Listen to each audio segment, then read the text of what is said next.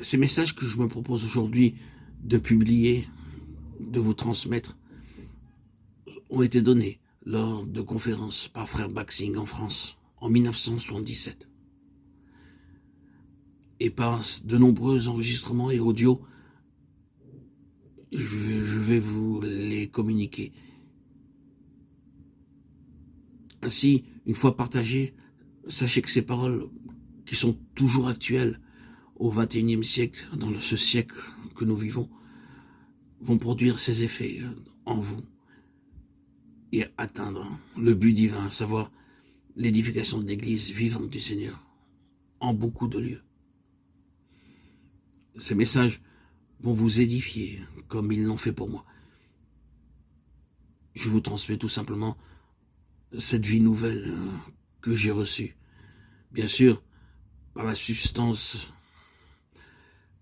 la plus merveilleuse et mystérieuse qu'est le Christ en moi, en communion avec son Saint-Esprit, mais par tous ces germes de connaissances qui vont édifier votre âme, alors que vous cherchez simplement à avoir de la connaissance. Sachez que cela va au-delà de la connaissance.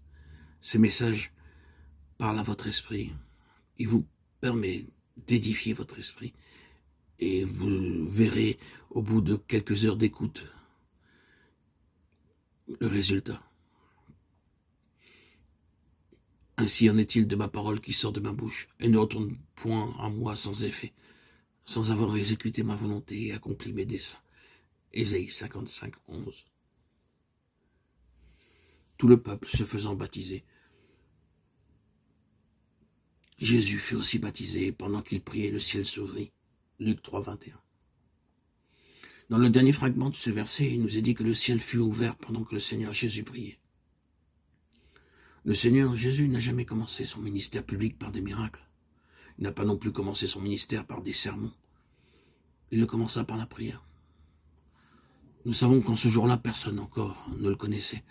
Je ne le connaissais pas, mais celui qui m'a envoyé baptiser d'eau, celui-là m'a dit, celui sur qui tu verras l'Esprit descendre et s'arrêter, c'est celui qui baptise du Saint-Esprit. Jean 1, 33. Nous le trouvons en prière pendant son baptême, mais à ce moment-là, personne encore ne l'avait reconnu. Même Jean-Baptiste ne l'avait pas connu.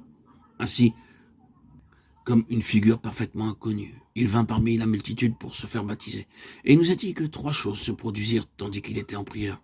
Le ciel fut ouvert, le Saint-Esprit descendit sur lui, et la voix de Dieu fut entendue très clairement. À ce moment précis, le Seigneur Jésus-Christ a révélé le grand dessein de sa venue dans le monde. Il vint afin que le ciel fût ouvert pour nous. Avant ce moment, le ciel demeurait fermé, mais lorsque lui se mit à prier, le ciel s'ouvrit. Et lorsqu'il pria, le Saint-Esprit descendit, il vint afin que sa parole fût puissamment accomplie en nous et au milieu de nous.